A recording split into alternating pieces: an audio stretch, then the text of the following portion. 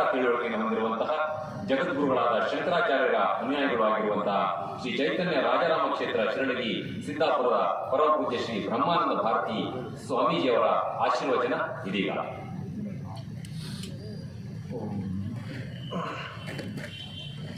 ಸದಾಶಿವಸಮಾರಂಭಾಂ ಶಂಕರಾಚಾರ್ಯಮಧ್ಯಮಾಂ ಅಸ್ಮದಾಚಾರ್ಯಪರ್ಯಂತಾಂ ವಂದೇ ಗುರುಪರಂಪರಾಂ. ಶ್ರುತಿಸ್ಮೃತಿಪುರಾಣಾನಾಂ ಆಲಯಂ ಕರುಣಾಲಯಂ ನಮಾಮಿ ಭಗವತ್ಪಾದಶಂಕರಂ ಲೋಕಶಂಕರಂ. ಶಂಕರಂ ಶಂಕರಾಚಾರ್ಯಂ ಕೇಶವಂ ಬಾದರಾಯಣಂ ಸೂತ್ರಭಾಷ್ಯಕೃತೌ ವಂದೇ ಭಗವಂತೌ ಪುನಃ ಪುನಃ. ಈಶ್ವರೋ ಗುರುರಾತ್ಮೇತಿ ಮೂರ್ತಿಭೇದವಿಭಾಗಿನಿ ವ್ಯೋಮವದ್ವ್ಯಾಪ್ತದೇಹಾಯ ದಕ್ಷಿಣಾಮೂರ್ತಯೇ ನಮಃ. ಇಷ್ಟು ಹೊತ್ತಿನ ತನಕ ಚಕ್ರವರ್ತಿ ಸೂಲಿಬೆಲೆಯವರ ಅಮೋಘವಾದಂತಹ ಭಾಷಣ ಮುಖ್ಯವಾಗಿ ಎರಡು ಸಂಗತಿಗಳನ್ನು ನೆನಪಿಸಿದ್ದಾರೆ.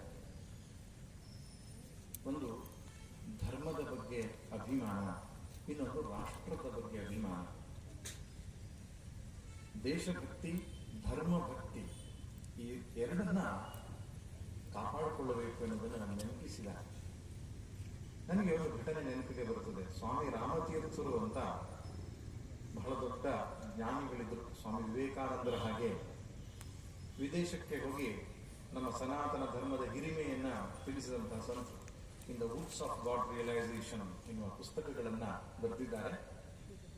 ಪರಮಾತ್ಮಾನುಭವದ ಮಹಾರಣ್ಯಗಳಲ್ಲಿ ಅಂತ ಕನ್ನಡಕ್ಕೂ ಕೂಡ ನುಲೇನೂರು ಮೂರ್ತಿಯವರು ಅದನ್ನ ತರ್ಜುಮೆ ಮಾಡಿದ್ದಾರೆ. ಅಂತಹ ಶ್ರೇಷ್ಠ ಸಂತ, ಎಲ್ಲರೂ ಮನೆಯಲ್ಲಿ ಇಟ್ಟುಕೊಳ್ಳಬೇಕಾದ ಪುಸ್ತಕ in the roots of God realisation, ಅಥವಾ ಕನ್ನಡದ ಪ್ರತಿ ಇಟ್ಟುಕೊಳ್ಳಬಹುದು ಪರಮಾತ್ಮಾನುಭವದ ಮಹಾರಣ್ಯಗಳಲ್ಲಿ ಅಂತ.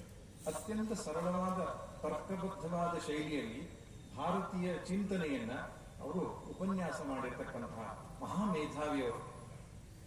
ಜಪಾನ್ ದೇಶದಲ್ಲಿ ಅವರು ರೈಲಿನಲ್ಲಿ ಹೋಗ್ತಾ ಇದ್ದಾಗ ಈ ಆಹಾರವನ್ನ ಕೊಡ್ತಕ್ಕಂತಹ ವ್ಯಕ್ತಿ ಕೈಯಲ್ಲಿ ಹಣ್ಣುಗಳನ್ನ ಕೊಡ್ತಾ ಇದ್ದಂತೆ. ವೆಜಿಟೇರಿಯನ್ಸ್ಗೆ ಹಣ್ಣನ್ನು ಕೊಡ್ತಾ ಇದ್ದ. ಸ್ವಾಮಿಗಳ ಹತ್ರ ಬಂದ ತಕ್ಷಣ ಹಣ್ಣು ಖಾಲಿಯಾಗೋಯ್ತು. ಅವನು ಹೇಳಿದಂತೆ, ಕ್ಷಮಿಸಿ, ಮುಂದಿನ ಸ್ಟೇಷನ್ ನಲ್ಲಿ ಹಣ್ಣು ತೆಗೆದುಬಿಟ್ಟು ನಿಮಗೆ ಕೊಡ್ತೇನೆ, ಅಲ್ಲಿ ತನಕ ತಾಳ್ಕೊಳ್ಳಿ ಅಂತ ಕ್ಷಮೆ ಕೇಳಿದಂತೆ. ಅಷ್ಟೊತ್ತಿಗೆ ಅಲ್ಲೊಬ್ಬ ಹುಡುಗ, ಜಪಾನ್ ದೇಶದ ಹುಡುಗ ನೋಡಿದ. ಇವ್ರು ನೋಡಿದ್ರೆ ವಿದೇಶದವರಿದ್ದ ಕಾಣ್ತಾರೆ, ನಮ್ಮ ದೇಶದವರಲ್ಲ. ಇವ್ರಿಗೆ ಹಣ್ಣು ಕೊಡ್ಲಿಕ್ಕೆ ಆಗಿಲ್ಲ. ತನ್ನ ಕೈಯಲ್ಲಿ ಒಂದು ಹಣ್ಣಿತ್ತು. ಆ ಹುಡುಗ ಬಂದು ಸ್ವಾಮಿಗಳ ಕೈಯಲ್ಲಿ ಕೊಟ್ಟು ಹೇಳ್ತಾನೆ, ಸ್ವಾಮೀಜಿ ತಿನ್ನಿ, ನೀವು ಇಟ್ಕೊಳ್ಳಿ ಅಂತ. ಸ್ವಾಮೀಜಿ ಹೇಳ್ತಾರೆ, ಮಗು ನಿನಗೆ ಕೊಟ್ಟಿದ್ದು ಇಟ್ಕೊಳ್ಳಿ, ಮುಂದಿನ ಸ್ಟೇಷನ್ ಅದನ್ನು ಕೊಡ್ತಾರೆ. ಆಗ ಆ ಮಗು ಹೇಳ್ತಂತೆ, ಇಲ್ಲ ಸ್ವಾಮೀಜಿ, ನೀವು ಬೇರೆ ದೇಶದ ಕಾಣ್ತಾ ಇದ್ದೀರಿ. ನಿಮ್ ದೇಶಕ್ಕೆ ಹೋಗಿ ಜಪಾನಲ್ಲಿ ಹೀಗೊಂದು ಘಟನೆ ನಡೀತು, ನನಗೆ ಆಹಾರ ಕೊಡ್ಲಿಕ್ಕೆ ಆಗಲಿಲ್ಲ, ಅದಕ್ಕೆ ಮುಂದಿನ ಸ್ಟೇಷನ್ ಅಲ್ಲಿ ಕೊಟ್ಟರು ಅಂತ ಈ ಘಟನೆ ನೀವು ನಿಮ್ಮ ದೇಶಕ್ಕೆ ಹೋಗಿ ಹೇಳಬಾರದು, ಅದಕ್ಕೆ ಈ ಹಣ್ಣು ಇಟ್ಟುಕೊಳ್ಳಿ ಅಂತ ಹೇಳ್ತಂತೆ. ಸ್ವಾಮೀಜಿ ಹೇಳ್ತಾರೆ, ಯಾವ ದೇಶಕ್ಕೆ ಸ್ವಾಭಿಮಾನ ಇದೆಯೋ, ನಮ್ಮ ಪರಂಪರೆಯ ಬಗ್ಗೆ ಗೌರವ ಇದೆಯೋ, ಸಂಸ್ಕೃತಿಯ ಬಗ್ಗೆ ಗೌರವ ಇದೆಯೋ, ಆ ದೇಶ ಉದ್ಧಾರ ಆಗತ್ತೆ ಅಂತ. ಸ್ವಾಮಿ ವಿವೇಕಾನಂದರು, ಸ್ವಾಮಿ ರಾಮತೀರ್ಥರು, ಸ್ವಾಮಿ ಚಿನ್ಮಯಾನಂದರು, ಇಂತಹ ಮಹಾಪುರುಷರೆಲ್ಲ ದೇಶಾಭಿಮಾನವನ್ನ ಜಾಗೃತಗೊಳಿಸತಕ್ಕಂತಹ ಕೆಲಸವನ್ನು ಮಾಡಿದ್ದಾರೆ. ಅಂತಹ ಕೆಲಸವನ್ನೇ ಸೂಲಿಬೆಲೆಯವರು ಕೂಡ ಮಾಡ್ತಾ ಇದ್ದಾರೆ. ನಾನು ಬಯಸುವುದಿಷ್ಟೇ, ಪ್ರತಿಯೊಂದು ಊರಲ್ಲಿ ಒಂದು 4-6 ಜನ ಸೂಲಿಬೆಲೆ ಚಕ್ರವರ್ತಿ ಅಂತವ್ರು ರೆಡಿಯಾಗವರು. ಅವ್ರು ಹೇಳಿದ್ರು, ಉತ್ತರ ಕನ್ನಡ ಜಿಲ್ಲೆಗೆ ಆ ಸಾಮರ್ಥ್ಯ ಇದೆ ಅಂತ. ಯಲ್ಲಾಪುರ, ಪೂರ ಅಂದ್ರೆ ಪೂರ್ಣ ಅಂತ, ಎಲ್ಲಾ ಗುಣಗಳು ಪೂರ್ಣ ಆಗಿರುವ ಊರು ಯಲ್ಲಾಪುರ. ಸಾಹಿತ್ಯ, ಸಂಗೀತ, ಕಲೆ, ಸಂಸ್ಕೃತಿ, ಸಂಸ್ಕಾರ, ವೇದ, ಉಪನಿಷತ್ತು, ಅನೇಕ ವಿದ್ಯೆಗಳಲ್ಲಿ ಪಾರಂಗತರಾದವರು ಇಲ್ಲಿ ಸಿಗುತ್ತಾರೆ. ಆದ್ದರಿಂದ ಯಲ್ಲಾಪುರದಲ್ಲಿ, ಶಿರಸಿಯಲ್ಲಿ, ಉತ್ತರ ಕನ್ನಡ ಜಿಲ್ಲೆಯಲ್ಲಿ ಇಂಥವು ರೆಡಿಯಾಗ್ಲಿಕ್ಕೆ ಸಾಧ್ಯ ಎನ್ನುವಂತ ಸಂದೇಶವನ್ನು ಕೂಡ ಕೊಟ್ಟಿದ್ದಾರೆ. ಅಂತಹ ವಾಗ್ಮಿಗಳು ಬೇಕು ನಮಗೆ. ನಮ್ಮತನವನ್ನು ಜಾಗೃತ ಮಾಡುವವರು ಬೇಕಾಗಿದೆ, ನೆನಪಿಸುವವರು ಬೇಕಾಗಿದೆ. ಯಾಕಂದ್ರೆ ಏನಿದ್ದರೇನೋ ಮನೆಯ ಮಕ್ಕಳೇ ಮಲಗಿದ್ದರೆಂಬ ಮಾತು ನಾವು ಕೇಳ್ತೇವೆ ಪದ್ಯವನ್ನು. ಎಲ್ಲವೂ ಇದೆ ನಮ್ಮ ದೇಶದಲ್ಲಿ, ಆದರೆ ನಾವೇ ಮಲಗಿದ್ದೇವೆ, ಎಚ್ಚರಿಸುವವರು ಬೇಕಾಗಿದೆ. ಈ ಯುಗಾದಿ ಉತ್ಸವದ ನಿಮಿತ್ತ ಇಟ್ಟುಕೊಂಡು ಬಹಳ ಸುಂದರವಾದಂತಹ ಕಾರ್ಯಕ್ರಮವನ್ನು 5 ದಿನಗಳ ಕಾಲ ನೀವು ಆಯೋಜಿಸಿದ್ದೀರಿ. ಹೊಸ ವರ್ಷವನ್ನ ಭಾರತೀಯ ಶೈಲಿಯಲ್ಲಿ ಆಚರಿಸಬೇಕು ಎನ್ನುವಂತಹದ್ದು ದೃಷ್ಟಿಕೋನ ಇಟ್ಟುಕೊಂಡು ಮಾಡಿರತಕ್ಕಂಥದ್ದು. ಹಿಂದೊಮ್ಮೆ ಗಣೇಶೋತ್ಸವವನ್ನು ತಿಲಕರು ಹೇಗೆ ಸಾರ್ವಜನಿಕವಾಗಿ ಆರಂಭ ಮಾಡಿದರೋ ಹಾಗೆ ಯುಗಾದಿ ಉತ್ಸವ ಅನ್ನೋದು ಪ್ರತಿಯೊಂದು ಊರಿಗೂ ವ್ಯಾಪಿಸ್ತಾ ಇದೆ. ಮತ್ತೊಮ್ಮೆ ಸ್ವಾತಂತ್ರ್ಯೋತ್ಸವವನ್ನು ನಾವು ಆಚರಿಸಬೇಕಾಗಿದೆ. ಯಾಕೆ? ನಮಗೆ ಭೂಭಾಗ ಸಿಕ್ಕಿದೆ, ನಿಜವಾದ ಸ್ವಾತಂತ್ರ್ಯ ಇನ್ನೂ ಸಿಗಬೇಕು. ಅದು ಯಾವಾಗ ಸಿಗತ್ತೆ? ಯಾವಾಗ ಭಾರತ ದೇಶ ಸನಾತನ ಧರ್ಮವನ್ನ ಜಾಗೃತಿಯಾಗಿ ಎತ್ತಿ ಹಿಡಿಯುತ್ತೋ, ನಮ್ಮ ಪ್ರತಿಯೊಬ್ಬ ವ್ಯಕ್ತಿಯು ಕೂಡ ಸನಾತನ ಧರ್ಮಿ ಅಂತ ಹೆಮ್ಮೆ ಪಟ್ಟುಕೊಳ್ತಾನೋ, ಆವತ್ತು ಭಾರತಕ್ಕೆ ನಿಜವಾದ ಸ್ವಾತಂತ್ರ್ಯ ಸಿಕ್ಕ ಹಾಗೆ ಇಂತಹ ಯುಗಾದಿ ಉತ್ಸವಗಳು ಮತ್ತೆ ಮತ್ತೆ ಆಚರಣೆಯಾಗಬೇಕು. ಜನ ಜಾಗೃತರಾಗಬೇಕು, ಹಿಂದೂಗಳು ಒಂದಾಗಬೇಕು. ಆದ್ದರಿಂದ ಹೊಸ ವರ್ಷದ ಈ ಒಂದು ಪರಂಪರೆಯನ್ನು ಆರಂಭ ಮಾಡಿರತಕ್ಕಂಥದ್ದು ಬಹಳ ಸಂತೋಷದ ವಿಷಯ.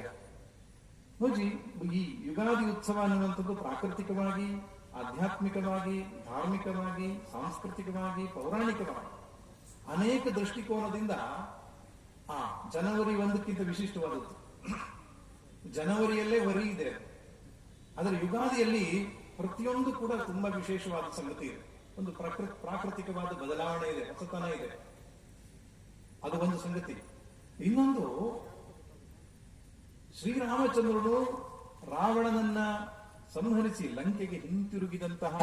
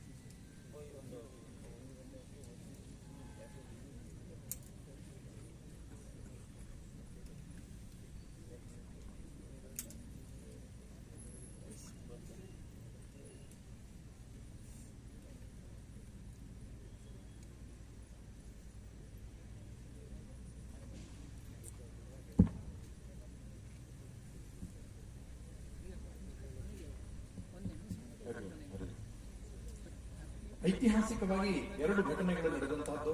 ಒಂದು, ಶಾಲಿವಾಹನ ಶಕೆ ಆರಂಭವಾಯಿತು. ಗೌತಮಿ ಪುತ್ರ ಶಾತಕರ್ಣಿ ಎನ್ನುವಂತಹ ಶಾಲಿವಾಹನ ವಂಶಕ್ಕೆ ಸೇರಿದಂತಹ ಒಬ್ಬ ರಾಜ ದಕ್ಷಿಣದಲ್ಲಿ ಒಂದು ಶಕೆಯನ್ನು ಆರಂಭ ಮಾಡಿದಂತಹ ದಿನ ಯುಗಾದಿ. ಪ್ರಭು ಶ್ರೀರಾಮಚಂದ್ರನು ತನ್ನ ಅಯೋಧ್ಯೆಗೆ ಹಿಂತಿರುಗಿದ ಮರಳಿದ ದಿನ ಯುಗಾದಿ. ಆದ್ದರಿಂದ ಐತಿಹಾಸಿಕವಾಗಿ ಕೂಡ ವಿಶೇಷವಾದಂತಹ ದಿನ. ಇನ್ನು ಪೌರಾಣಿಕವಾಗಿ ನೋಡಿದರೆ ಭಗವಂತ ಮತ್ಸ್ಯಾವತಾರವನ್ನು ಮಾಡಿದ ದಿನವೂ ಯುಗಾದಿ. ಹೀಗೆ ಅನೇಕ ದೃಷ್ಟಿಕೋನಗಳಿಂದ ವಸಂತ ನವರಾತ್ರಿಯನ್ನು ನಾವು ಆರಂಭ ಮಾಡ್ತಾ ಇದ್ದೇವೆ. ಕೆಲವು ರಾಮ ನವರಾತ್ರಿಯನ್ನು ಕೂಡ ಈ ಸಂದರ್ಭದಲ್ಲಿ ಮಾಡ್ತಾರೆ. ಇನ್ನೊಂದು ಬಹಳ ಮುಖ್ಯವಾದ ಘಟನೆ ಏನಪ್ಪಾ ಅಂದ್ರೆ, ಬೇವು ಬೆಲ್ಲವನ್ನು ನಾವು ತಿಂತೇವೆ ಯುಗಾದಿಯಲ್ಲಿ. ಬೇವು ಬೆಲ್ಲ ಸುಖ ದುಃಖಗಳ ಸಂದೇಶ ನಮಗೆ ಗೊತ್ತಿದೆ. ಆದ್ದರಿಂದ ಜೀವನ ಎಂದ ಮೇಲೆ ಸುಖ ದುಃಖಗಳು ನಿಶ್ಚಿತ. ಯುಗಾದಿ ಎನ್ನುವ ಶಬ್ದಕ್ಕೆ ಅದೇ ಅರ್ಥ. ಯುಗ ಅಂದ್ರೆ ದ್ವಂದ್ವ ಅಂತ ಅರ್ಥ. ಸೃಷ್ಟಿ ಅಂದ್ರೆ ದ್ವಂದ್ವಾತ್ಮಕವಾದದ್ದು ಅಂತ. ಆರಂಭದಿಂದ ಕೊನೆಯ ತನಕವೂ ಕೂಡ ರಾಗದ್ವೇಷ, ಸುಖ ದುಃಖ, ಲಾಭ ನಷ್ಟ, ಜಯ ಅಪಜಯ, ಹಗಲು ರಾತ್ರಿ, ಏರು ತಗ್ಗು, ಇಂಥ ದ್ವಂದ್ವಗಳಿಂದ ಜೀವನ ತುಂಬಿರುತ್ತೆ. ಎರಡನ್ನೂ ಸಮತ್ವ ಭಾವದಿಂದ ನೋಡು ಎನ್ನುವ ಸಂದೇಶ ನಾವು ಬೇವು ಬೆಲ್ಲವನ್ನು ಸ್ವೀಕಾರ ಮಾಡ್ತೇವೆ, ಇನ್ನೊಬ್ಬರಿಗೆ ಹಂಚ್ತೇವೆ. ಎಂತಹ ಅದ್ಭುತವಾದಂತಹ ತಾತ್ವಿಕವಾದ ಅರ್ಥವನ್ನು ಒಳಗೊಂಡಿದೆ ವಿಚಾರ ಮಾಡಿ. ಡಿ.ವಿ.ಜಿ ಅವರು ತಮ್ಮ ಕಗ್ಗದಲ್ಲಿ ಬಹಳ ಚೆನ್ನಾಗಿ ಹೇಳ್ತಾರೆ, ಕಾಲ ನದಿಯಲ್ಲಿ ನಮ್ಮ ಬಾಳದೋಣಿಯು ಮೆರೆದು ತೇಲುತ್ತೆ, ಭಯವ ಕಾಣದೆ ಸಾಗುತ್ತಿರಲು. ಗಾಳಿ ಯಾವ ಗಮ ಬಂದೆತ್ತಣಿನೋ ಬೀಸುತ್ತ, ಮೇಲ ಕೀಳಾಗಿ ಪುದು ಬಂತು ತಿಮ್ಮ. ಜೀವನ ಎಂದ ಮೇಲೆ ಕಷ್ಟಗಳು, ತಾಪತ್ರಯಗಳು, ನಷ್ಟಗಳು ಇರುವಂಥದ್ದೇ. ಹೆದರಬೇಡ, ಧೈರ್ಯವಾಗಿ ಅದನ್ನು ಎದುರಿಸುವ ಸಂದೇಶವನ್ನ ಬೇವು ಬೆಲ್ಲದ ಮೂಲಕ ನಾವು ಕೊಡ್ತೇವೆ. ಇಂತಹ ವಿಶೇಷತೆ ಏನಾದರೂ ಇಂಗ್ಲಿಷ್ ಹೊಸ ವರ್ಷಕ್ಕೆ ಇದೆಯಾ? ಹುಟ್ಟು ಹಬ್ಬದ ದಿನ ದೀಪವನ್ನು ಹಚ್ಚುತ್ತೇವೆ, ಹಿರಿಯರಿಗೆ ನಮಸ್ಕಾರ ಮಾಡ್ತೇವೆ, ಅಭ್ಯಂಜನ ಸ್ನಾನವನ್ನು ಮಾಡ್ತೇವೆ, ಪರಮಾತ್ಮನಿಗೆ ಆರಾಧನೆ ಮಾಡ್ತೇವೆ. ಎಷ್ಟು ಅರ್ಥಪೂರ್ಣವಾದ ಆಚರಣೆ ಹಿಂದೂ ಸಂಸ್ಕೃತಿಯಲ್ಲಿದೆ. ಅದನ್ನು ನಮ್ಮ ಮಕ್ಕಳಿಗೆ ಕೊಡದೆ ನಾವು ತಪ್ಪು ಮಾಡ್ತಾ ಇದ್ದೇವೆ ನೆನಪಿರಲಿ. ಆದ್ದರಿಂದ ಮನಸ್ಸನ್ನ ಸಮಾಧಾನವಾಗಿಟ್ಟುಕೊಂಡು ಬದುಕನ್ನು ನಡೆಸು ಎನ್ನುವುದು ಯುಗಾದಿಯ ಮುಖ್ಯವಾದ ಸಂದೇಶ. ಒಂದು ಕಥೆ ನೆನಪಿಗೆ ಬರುತ್ತೆ ನನಗೆ. ಒಂದು ಸಣ್ಣ ಪೆನ್ಸಿಲ್ ದೊಡ್ಡ ಪೆನ್ಸಿಲ್ಗೆ ಹಿಡಿದ ಕಥೆ. ಕಂಪಾಸ್ ಬಾಕ್ಸ್ ಅಲ್ಲಿ ಇರತಕ್ಕಂತಹ ಸಣ್ಣ ಪೆನ್ಸಿಲ್ ಇದೆಯಲ್ಲ, ಹರಿತ ಮಾಡಿ ಮಾಡಿ ಸಣ್ಣ ಆಗಿರೋ ಪೆನ್ಸಿಲ್ ಈಗ ತಾನೇ ಬಂದಿರತಕ್ಕಂಥ ಫ್ರೆಶ್ ಪೆನ್ಸಿಲ್ಗೆ ಹೇಳಿತಂತೆ, ನೋಡು ತಮ್ಮ, ನಿನ್ನ ಜೀವನವನ್ನು ಆರಂಭ ಮಾಡ್ತಾ ಇದೆಯಾ, ಪೆನ್ಸಿಲ್ ಲೈಫ್ ಅನ್ನು ಶುರು ಮಾಡ್ಕೊತಾ ಇದೆಯಾ. ಈ 4 ಸಂಗತಿ ನೀನು ನೆನ್ಪಿಟ್ಕೊ. ಮೊದಲನೇದೇನಪ್ಪಾ ಅಂದ್ರೆ, ಇನ್ನೊಬ್ಬರ ಕೈಲಿದ್ದಾಗಲೇ ನಿನಗೆ ಬೆಲೆ, ಸ್ವಂತವಾಗಿ ನಿನಗೆ ಏನೂ ಮಾಡ್ಲಿಕ್ಕೆ ಆಗಲ್ಲ. ಇದು ಮೊದಲನೇ ಸಂದೇಶ. ಎರಡನೇ ಸಂದೇಶ, ನಿನ್ನ ಹೊರಗಡೆ ಇರೋದಕ್ಕಿಂತ ನಿನ್ನ ಒಳಗಡೆ ಇರೋದು ಬಹಳ ಮುಖ್ಯ. ಹೊರಗಡೆ ಇರೋದು ವುಡ್, ಒಳಗಡೆ ಇರೋದು ಲೆಟ್.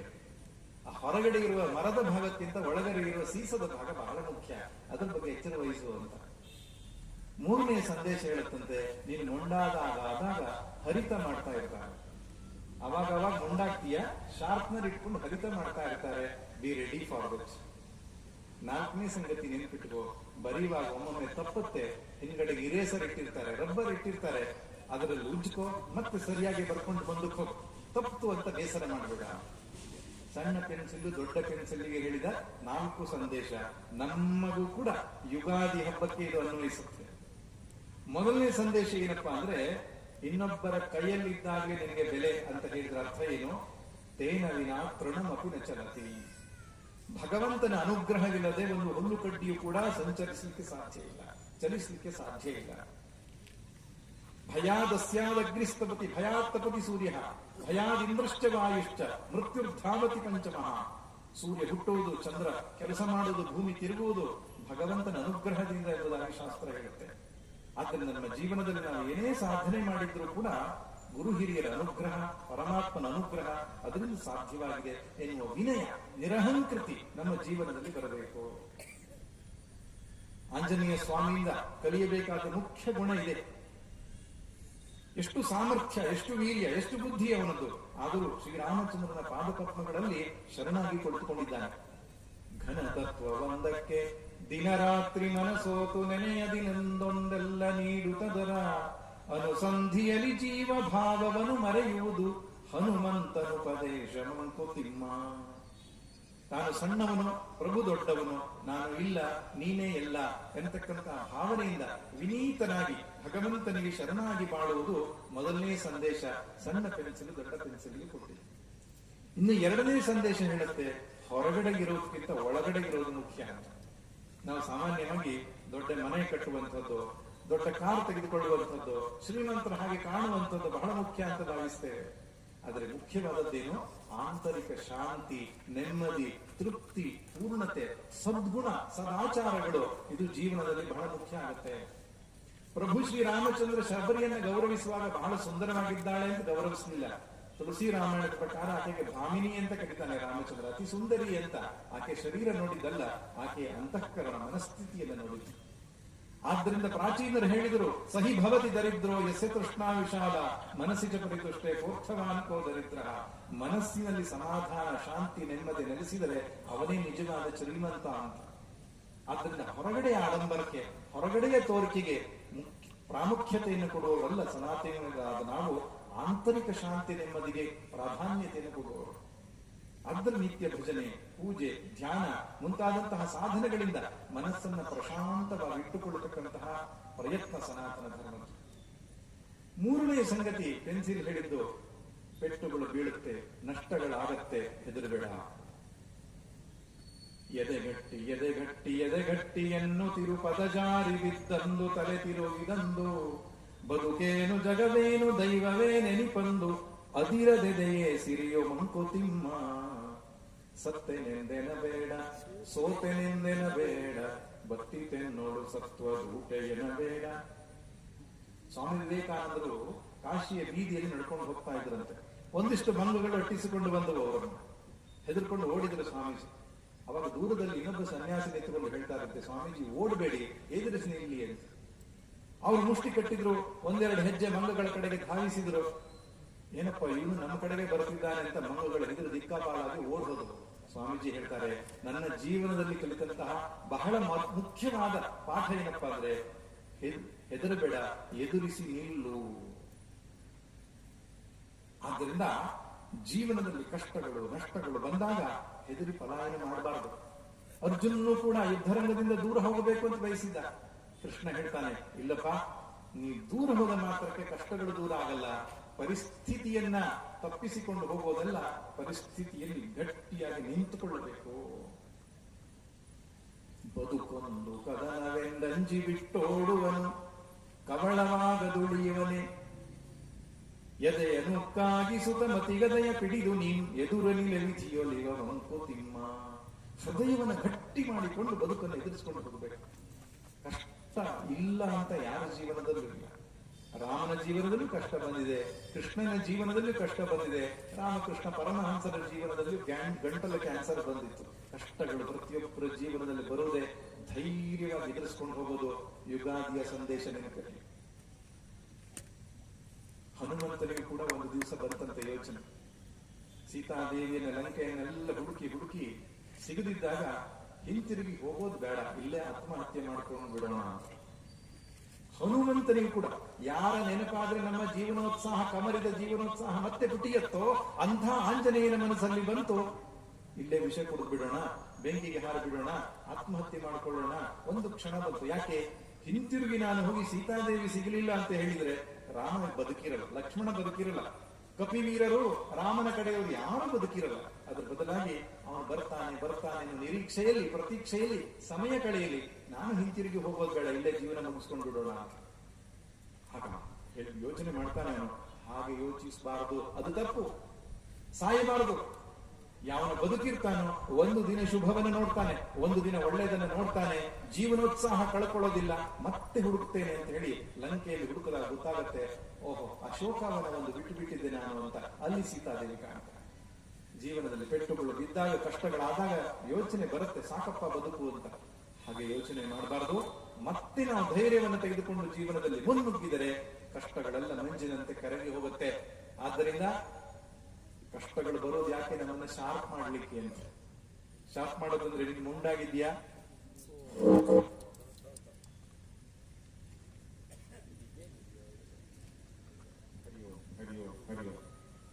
ಆದ್ದರಿಂದ ಬದುಕಿನಲ್ಲಿ ನಾವು ಮುಂಡಾದಾಗ ಭಗವಂತ ಆ ಪೆಟ್ಟುಗಳನ್ನು ಕೊಡುವುದರ ಮೂಲಕ ನಮ್ಮನ್ನು ಶಾರ್ಪ್ ಮಾಡ್ತಾನೆ, ನಾವು ಜಾಗೃತರನ್ನಾಗಿ ಮಾಡ್ತಾನೆ ಅಂತ. ಕೊನೆಯ ಸಂದೇಶ ಏನಪ್ಪಾ ಅಂದ್ರೆ, ಬರೆಯುವಾಗ ಒಮ್ಮೊಮ್ಮೆ ತಪ್ಪುತ್ತದೆ. ಹಾಗೆ ಜೀವನದಲ್ಲಿ ನಡೆಯುವಾಗ ಒಮ್ಮೊಮ್ಮೆ ನಾವು ಜಾರುತ್ತೇವೆ, ತಪ್ಪು ಮಾಡ್ತೇವೆ. ಮನುಷ್ಯ ಅಂದ ಮೇಲೆ ತಪ್ಪು ಮಾಡೋದು ಸಹಜ. ಯಾಕೆ? ಅವನು ಪರ್ಫೆಕ್ಟ್ ಆಗಿದ್ರೆ ಮನುಷ್ಯನಾಗಿ ಹುಟ್ಟುತ್ತಿರ್ಲಿಲ್ಲ, ಜೀವನ್ಮುಕ್ತನಾಗಿ ಬಿಡ್ತಿದ್ದ. ಮನುಷ್ಯನಾಗಿ ಹುಟ್ಟಿದ್ದಾನೆ ಅಂದ್ರೆ ದೋಷಗಳಿದೆ. ದೋಷಗಳಿರುವುದು ತೊಂದರೆ ಇಲ್ಲ, ಆ ದೋಷಗಳನ್ನು ತಿದ್ದುಕೊಳ್ಳದೆ ಇರುವುದು ತಪ್ಪು. ಮಾಡಿದ ದೋಷಗಳನ್ನೇ ಮತ್ತೆ ಮತ್ತೆ ಮಾಡುವುದು ತಪ್ಪು. ಆದ್ದರಿಂದ ತಪ್ಪುಗಳು ಜೀವನದಲ್ಲಿ ಘಟಿಸಿದಾಗ ಹಿರಿಯರ ಮಾರ್ಗದರ್ಶನ ಪಡೆದುಕೊಂಡು ತಿದ್ದುಕೊಂಡು ಸನ್ಮಾರ್ಗದಲ್ಲಿ ನಾವು ನಡೆದುಕೊಂಡು ಹೋಗ್ಬೇಕು. ನಾವು ನಮ್ಮ ತಪ್ಪನ್ನು ಸರಿ ಮಾಡಿಕೊಳ್ಳೋದಷ್ಟೇ ಅಲ್ಲ, ಇನ್ನೊಬ್ಬರಿಗೆ ತಪ್ಪು ಮಾಡಿದ್ರೆ ತಿದ್ದುಕೊಳ್ಳಿಕ್ಕೆ ಅವಕಾಶವನ್ನು ಕೊಡಬೇಕು. ನಾವು ಎಂತ ಜನ ಅಂದ್ರೆ, ನಾವು ತಪ್ಪು ಮಾಡಿದ್ರೆ ಸರಿ, ಇನ್ನೊಬ್ರು ತಪ್ಪು ಮಾಡಿದ್ರೆ ಕ್ಷಮಿಸಲ್ಲ. ಹಾಗೆ ಆಗ್ಬಾರ್ದು. ನಾವು ನಮ್ಮನ್ನು ತಪ್ಪನ್ನು ತಿದ್ದುಕೊಳ್ಬೇಕು, ಇನ್ನೊಬ್ಬರಿಗೂ ತಪ್ಪು ತಿದ್ದುಕೊಳ್ಳಿಕ್ಕೆ ಅವಕಾಶ ಕಲ್ಪಿಸಿಕೊಳ್ಬೇಕು, ಅವರನ್ನು ಕ್ಷಮಿಸಬೇಕು. ಆದ್ದರಿಂದ ಈ 4 ಸಂದೇಶಗಳು ಭಗವಂತನ ಕೈಯಿದ್ದಾಗಲೇ ನಿನ್ನ ಜೀವನ ಸುಸೂತ್ರ, ಅವನಿಗೆ ಶರಣಾಗಿ ಬದುಕು ಮೊದಲನೇ ಸಂದೇಶ. ಎರಡನೇ ಸಂದೇಶ, ನಿನ್ನ ಹೊರಗಡೆ ಇರತಕ್ಕಂಥ ಶ್ರೀಮಂತಿಗಿಂತ ಒಳಗಡೆ ಇರುವ ಸುಖ ಶಾಂತಿ ನೆಮ್ಮದಿ, ಇದು ಬಹಳ ಮುಖ್ಯ. ಇದಕ್ಕಾಗಿ ಪ್ರಯತ್ನಿಸು. ನಿಜವಾದ ಸಂಪತ್ತಂದ್ರೆ ಇದೆ. ಇಲ್ಲಿ ಯಾರು ಇನ್ವೆಸ್ಟ್ಮೆಂಟ್ ಮಾಡೋರೇ ಇಲ್ಲ, ಎಲ್ಲ ಹೊರಗಡೆಗೆ ಇನ್ವೆಸ್ಟ್ಮೆಂಟ್ ಮಾಡೋರು. ಒಳಗಡೆಗೆ ಇನ್ವೆಸ್ಟ್ಮೆಂಟ್ ಮಾಡೋದಂದ್ರೆ ಹೇಗೆ? ಬೆಳಿಗ್ಗೆ ಏಳುವಂಥದ್ದು, ಸ್ನಾನ ಮಾಡೋದು, ಸಂಧ್ಯಾ ಮಾಡೋದು, ಪೂಜೆ ಮಾಡೋದು, ಭಜನೆ, ಜಪ, ಧ್ಯಾನ, ದೇವ ಮಂದಿರ ಭಜನೆ, ಪೂಜೆ, ಪ್ರಸಾದಗಳು, ಜೀವನದ ಅಲಂಕಾರ, ಮನಸ್ಸಿನುದ್ಧಾರ, ಭಾವವಂ ಕ್ಷುಲ್ಲ ಜಗದಿನ್ಮೇಲೊಯ್ಯುವುದಾಬುದಾದೊಡಮೊಳಿತು ಮಂಕುತಿಮ್ಮ. ಮನಸ್ಸನ್ನ ಮೇಲ್ಗಡೆ ಎತ್ಕೊಳ್ಳೋದಕ್ಕೆ ಎಷ್ಟು ಸಾಧನೆಗಳನ್ನು ಕೊಟ್ಟಿದ್ದಾರೆ ನಮ್ಮ ಹಿರಿಯರು. ಅದರಿಂದ ನಮ್ಮ ಮನಸ್ಸಿನ ಶಾಂತಿಯನ್ನು ನಾವು ಪಡ್ಕೊಳ್ಳುವಂಥದ್ದು ಎರಡನೇದು. ಮೂರನೇದು, ಪೆಟ್ಟುಗಳು ಕಷ್ಟಗಳು ಬಂದಾಗ ಕಂಗೆಡಬಾರದು, ಹೆದರಬಾರದು, ಧೈರ್ಯ ಕಳ್ಕೊಳ್ಬಾರದು, ಮತ್ತೆ ಮುನ್ನುಗ್ಗಬೇಕು, ಮುಂದಕ್ಕೆ ಹೋಗಬೇಕು, ಎಲ್ಲ ಸರಿ ಹೋಗುತ್ತೆ. ಅಪ್ಪ ತನ್ನ ಮಗನಿಗೆ ಒಂದು ಉಂಗುರ ಕೊಟ್ಟಿದ್ದಂತೆ. ಮಗ, ಜೀವನದಲ್ಲಿ ಅತ್ಯಂತ ಕಠಿಣವಾದ ಪರಿಸ್ಥಿತಿ ಬಂದಾಗ ಈ ಉಂಗುರದ ಮುಚ್ಚಳ ಬಿಚ್ಚು, ಇಲ್ಲಿಗೆ ಪರಿಹಾರ ಸಿಗತ್ತೆ ಅಂತ ಹೇಳಿದ್ದಂತೆ. ಮಗನಿಗೆ ಅಂತಹ ಒಂದು ಪರಿಸ್ಥಿತಿ ಬಂತು, ಆತ್ಮಹತ್ಯೆ ಮಾಡಿಕೊಳ್ಬೇಕು ಅಂತ ಹೋದ. ಸೇತುವೆಯಲ್ಲಿ ಇಟ್ಟುಕೊಂಡು ಇನ್ನೇನು ನದಿಗೆ ಧುಮುಕಬೇಕು, ಅಷ್ಟೊತ್ತಿಗೆ ಅಪ್ಪ ಹೇಳಿದ ಮಾತು ನೆನಪಿಗೆ ಬಂತು. ಉಂಗುರದ ಮುಚ್ಚಳ ತೆಗೆದು ನೋಡ್ತೇನೆ ಅಂತ ಮುಚ್ಚಳ ಬಿಚ್ಚು ನೋಡಿದ್ರೆ ಅದರಲ್ಲೊಂದು ಚೀಟಿ, ಪೇಪರ್ ಅಲ್ಲಿ ಬರೆದಿದ್ದ ಅಪ್ಪ, ಈವನ್ ದಿಸ್ ವಿಲ್ ಪಾಸ್ ಅವೇ, ಇದನ್ನು ಕೂಡ ನೀನು ದಾಟಿಕೊಂಡು ಹೋಗ್ತೀಯಾ. ಆ ಸಂದೇಶವನ್ನು ನೋಡಿದ ತಕ್ಷಣ ಪುನಃ ಹಿಂತಿರುಗಿ ಬರ್ತಾನೆ, ಒಂದು ದಿನ ಕಾಯ್ತಾನೆ. ಬಹಳ ವಿಚಿತ್ರ ಏನಂದ್ರೆ, ಆ ಮೇಲೆ ಒಂದು ಆರೋಪ ಏನು ಬಂದಿತ್ತು, ಆಪಾದನೆ ಬಂದಿತ್ತು, ಅದು ಸುಳ್ಳು ಅಂತ ಪ್ರೂವ್ ಆಯ್ತು. ಮತ್ತೆ ಜೀವನ ನಡೆಸಲಿಕ್ಕೆ ಸಾಧ್ಯ ಆಯ್ತು. ಹಾಗೆ ಸಮಾಧಾನ, ಶಾಂತಿಯನ್ನು ಪಡ್ಕೊಂಡ್ರೆ ಮುಂದಕ್ಕೊಂದಿನ ನಾವು ಸುಖವಾದ ಶಾಂತಿಯುತ ಜೀವನ ನಡೆಸಲಿಕ್ಕೆ ಸಾಧ್ಯ. ತಾಳ್ಮೆ ಬೇಕು. ಅದಕ್ಕೆ ಹಿರಿಯರೊಬ್ಬರು ಒಂದು ಮಾತು ಹೇಳ್ತಾ ಇದ್ರು, ನದಿ ದಾಟಲು ತೆಪ್ಪವಿರಬೇಕು, ಸಂಸಾರ ಶರದಿ ದಾಟಲು ತೆಪ್ಪಗಿರಬೇಕು. ನದಿ ದಾಟಲು ತೆಪ್ಪಗಿರಬೇಕು, ಸಂಸಾರ ಶರದಿ ದಾಟಲು ತೆಪ್ಪಗಿರಬೇಕು. ತಾಳ್ಮೆ, ಸಹನೆ, ಸೈರಣೆ, ಫೋರ್ಬೇರೆನ್ಸ್ ಅಂತ ಹೇಳ್ತಾರೆ. ಅದನ್ನ ಇಟ್ಟುಕೊಂಡಿದ್ರೆ, ಧೈರ್ಯವಾಗಿ ಜೀವನವನ್ನು ನಾವು ಎದುರಿಸ್ಕೊಂಡು ಹೋಗ್ತಾ ಇದ್ರೆ ಎಲ್ಲ ಸರಿ ಹೋಗುತ್ತೆ. ಭಗವಂತನಿಗೆ ಶರಣಾಗಬೇಕು, ಧಾರ್ಮಿಕವಾದ ಮಾರ್ಗದಲ್ಲಿ ನಾವು ನಡಿಬೇಕು, ಅಧರ್ಮವನ್ನು ಮಾಡಿಕೊಡೋದು ಧರ್ಮದ ಪಥದಲ್ಲಿ ನಡೆಸಬೇಕು, ಧೈರ್ಯವಾಗಿ ಮುಂದಕ್ಕೆ ಹೋಗಬೇಕು, ಎಲ್ಲ ಸರಿ ಹೋಗುತ್ತೆ. ಕೊನೆಯದಾಗಿ ತಪ್ಪನ್ನ ನೀನು ತಿದ್ದುಕೋ, ಇನ್ನೊಬ್ರು ತಿದ್ದುಕೊಳ್ಳಿಕ್ಕೆ ಅವಕಾಶವನ್ನು ಕೊಟ್ಟು ನಗನಗುತ್ತಾ ಬಾಳ್ತಾ ಎರಳು ಮನಕೋತಿಮ್ಮ ಅಂತ ಹೇಳಿದ ಹಾಗೆ ನಗನಗುತ್ತಾ ನಾವು ಬದುಕನ್ನು ಕಳೀಬೇಕು. ಅಂತಹ ಒಂದು ಸಂದೇಶ, ಯುಗಾದಿಯ ಸಂದೇಶ, ದೇಶಭಕ್ತಿಯ ಬಗ್ಗೆ, ಧರ್ಮದ ರಕ್ಷಣೆಯ ಬಗ್ಗೆ ಸೂಲಿಬೆಲೆಯವರು ಬಹಳ ಚೆನ್ನಾಗಿ ಮಾತನಾಡಿದರು. ಯುಗಾದಿಯ ಸಂದೇಶವಾಗಿ ಬೇವು ಬೆಲ್ಲವನ್ನ ನಾವು ಮನಸ್ಸಲ್ಲಿಟ್ಟುಕೊಳ್ಳೋಣ, ಮನಸ್ಸನ್ನು ಸಮಾಧಾನವಾಗಿಟ್ಟುಕೊಳ್ಳೋಣ. ನಮ್ಮ ಜೀವನದ ಧ್ಯೇಯ ವಾಕ್ಯವಾಗಿರಲಿ, ಏನೇ ಬರಲಿ ಮನಸ್ಸು ಪ್ರಶಾಂತವಾಗಿರಲಿ. ನಮ್ಮ ಮನೆಯಲ್ಲಿ ನಾವು ಬರೆದಿಡಬೇಕಾದ ಧ್ಯೇಯ ವಾಕ್ಯ, ಕೆಲವರು ಬರೀತಾರೆ ನಾಯಿ ಇದೆ ಎಚ್ಚರಿಕೆ, ಹಿಂದೆಲ್ಲ ಶುಭಂ ವಾಸ್ತು ಶುಭಂ ವಾಸ್ತು ಅಂತ ಬರೀತಾರೆ, ಈಗ ನಾಯಿ ಇದೆ ಎಚ್ಚರಿಕೆ ಅಂತ ಬರೀತಾರೆ. ಆದ್ರೆ ಬರಿಬೇಕಾಗಿರೋ ಧ್ಯೇಯ ವಾಕ್ಯ ಯಾವುದು? ಏನೇ ಬರಲಿ ಮನಸ್ಸು ಪ್ರಶಾಂತವಾಗಿರಲಿ. ಆ ಮನಸ್ಸನ್ನು ಪ್ರಶಾಂತವಾಗಿ ಇಟ್ಟುಕೊಳ್ಳುವುದು ಅಧ್ಯಾತ್ಮದ ನಿಜವಾದ ಸಾಧನೆ. ಹಾಗೆ ಎಲ್ಲರಿಗೂ ಭಗವಂತ ಮನಃಶಾಂತಿಯನ್ನ, ಸಮಾಧಾನವನ್ನು ಇಟ್ಟುಕೊಳ್ಳುವಂತಹ ಶಕ್ತಿಯನ್ನ ಕೊಡಲಿ ಅಂತ ಪರಮಾತ್ಮನಲ್ಲಿ, ಸದ್ಗುರುಗಳಲ್ಲಿ ಪ್ರಾರ್ಥನೆ ಮಾಡ್ತಾ ನನ್ನ ಎರಡು ಮಾತನ್ನು ಮುಗಿಸ್ತೇನೆ. ಸರ್ವೇ ಭವಂತು ಸುಖಿನಃ, ಸರ್ವೇ ಸಂತು ನಿರಾಮಯಾಃ, ಸರ್ವೇ ಭದ್ರಾಣಿ ಪಶ್ಯಂತು, ಮಾ ಕಶ್ಚಿತ್ ದುಃಖಭಾಗ್ ಭವೇತ್. ಓಂ ಶಾಂತಿ ಶಾಂತಿ ಶಾಂತಿ. ನಾರಾಯಣ ನಾರಾಯಣ ನಾರಾಯಣ. ಪೂಜ್ಯ ಗುರುಗಳ ಅನುಭವದ ನುಡಿಗಳನ್ನು ಕೇಳಿರುವಂತಹ ನಮ್ಮ ಕಿವಿಗಳು ಧನ್ಯ.